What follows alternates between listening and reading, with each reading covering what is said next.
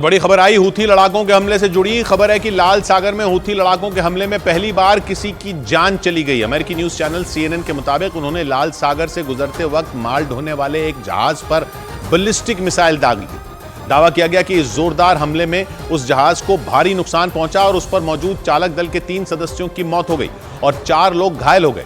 Gaza में Israel के हमलों का विरोध करने वाले हूथी लड़ाकों ने पिछले कई महीनों से लाल सागर इलाके में कोहराम मचा रखा, लेकिन यह पहली बार हुआ जब उनके हमलों में किसी को जान गंवानी पड़ी।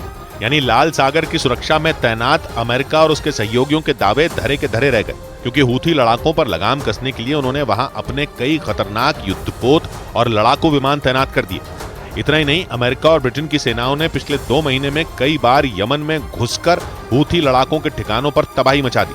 लेकिन इतना सब करने के बाद भी वो उन्हें रोक नहीं पाए, क्योंकि अमेरिकी न्यूज चैनल CNN के मुताबिक हूथी लड़ाकों ने लाल सागर में माल ढोने वाले एक और जहाज पर हमला कर दिया। यह हमला उस वक्त किया गया जब वो जहाज यमन के दक्षिणी छोर पर मौजूद अदन की खाड़ी से गुजर रहा था।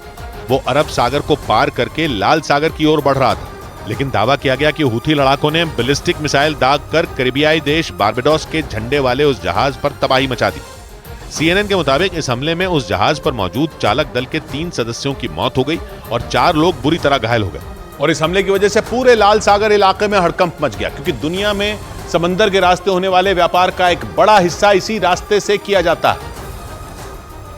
और हूथी लड़ाकों के हमलों ने पहले ही वहां से आने जाने वाले जहाजों की नाक में दम कर दिया।